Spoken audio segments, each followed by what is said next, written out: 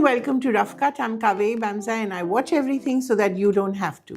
Today we're going to discuss Project Hail Mary, which if you haven't watched it yet, go out and do so. It's a fantastic movie, a very simple concept but beautifully executed, based on Andy Weir's book of the same name and entirely powered by Ryan Gosling's star power. And this is something that I want to highlight. People are calling it the Ryan Renaissance, but it's more than just that. It's an actor who's at the height of his powers and has decided to make something and to make movies that mean something. And I think that's something that the world really needs to sit up and take notice, especially in India, where we have stars who focus more on entourages and how many vanity vans they'll have and how many members of the entourage they'll have and what the chef will cook for them. Here is a star who's taken a very simple concept, a very simple book, and executed it really simply. He's not focused on VFX. Of course, there is a certain amount of VFX happening. It is, after all, set in outer space. But he's taken a book and turned it into, it's like a fairy tale set in space. Most of the time, there are just two people on screen. And when I say two people, one of them is a five-legged or five-armed rock who's called Rocky. Wow, how original. But who has the funniest lines, reminds me of Yoda in Star Wars. I think those who are old enough will remember what a wonderful and wise little person he was. And this is a rock which doesn't even have a face and, usually transmits his emotions through his arms and his language. And it makes you feel so connected to him. And the relationship between him and Ryan Gosling out there in outer space is one of the best parts of the movie. The second thing is, as I said before, that he's not used VFX. And, when I was watching this week's Ramayan trailer, it really struck me that when you can make a movie without the paraphernalia of these super filtered exteriors and these super imagined visual effects passing for the Pushpak Viman and these monsters that Ram is fighting at the beginning of the trailer, when you can avoid that and just play with human beings as acting was supposed to be, as cinema was supposed to be, why would you not do that? And it made me wonder whether the 4,000 crore that Namit Malhotra's Ramayan is supposed to be carrying on its shoulders might be too much of a burden. But that's a story for another day.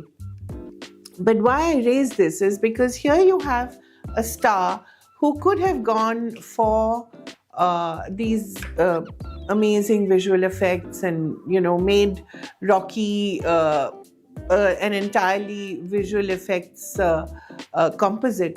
But he's chosen to use a puppeteer in this, and a puppeteer whose voice he's retained. And it's such a joy to listen to him. He, of course, gets his grammar all wrong, which is part of his charm. And there lines like, Rocky, watch Grace sleep, and you won't get the essence of it until you watch the movie. And it, as I said, it's a real joy. The other part of the movie is this idea of science as a superpower. And Ryland Grace, just to back up a little, plays a molecular biologist who's sort of not taken very seriously by anyone because he believes that you can have life without water, which I wonder how that's possible. He is now a 6th grade teacher in a school, and he's picked up by this international consortium of scientists which is trying to save the sun from dying. Yes, trying to save the sun from dying. You heard it right. It's supposed to be, I suppose, a metaphor for the climate change that we're living in and the climate catastrophe that is facing us right there. But this he happens to be the only person who knows the solution to preventing the sun from dying.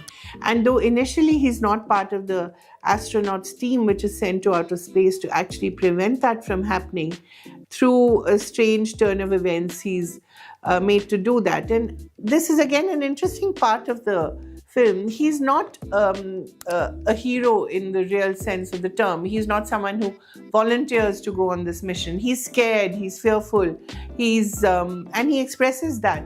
But the person who plays the head of this international consortium, played really with a wonderful straight face by Sandra Hüller, who is in The Anatomy of a Fall, who's just so, I mean, there's so much that she communicates with just a glance, and with just a little hint of a smile. She sort of press gangs him into going on this mission. And I think there's that sense of what really, who really is a hero, and who really is can be considered someone who can save the earth. We're so used to people with capes and, people who sort of volunteer for these suicide missions.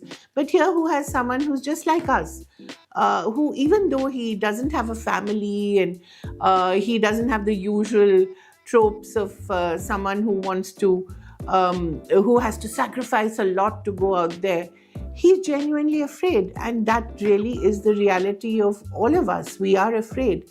But when he finally has to step up, he does so with grace, as his name is, and with kindness, and with love, and with a great degree of collaboration with this lovely little alien called Rocky.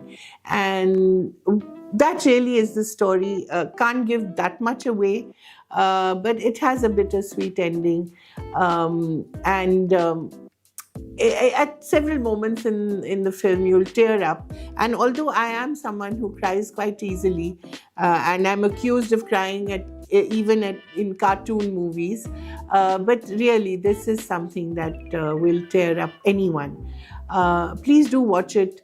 Please do understand what makes a film like that happen, what makes a film like that do well, and how, as an audience, when we're given something that is so good and that is not entirely necessarily original, there's several parts of it that remind you of E.T., that remind you of Star Wars, that remind you of Star Trek.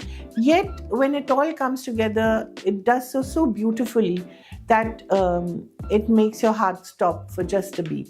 And that really is the power of movies. The power of movies is to make you feel something, to make you feel alive, to make you feel that you can actually conquer the world, even if you're just an ordinary person like Dr. Ryland Grace. The soundtrack is excellent.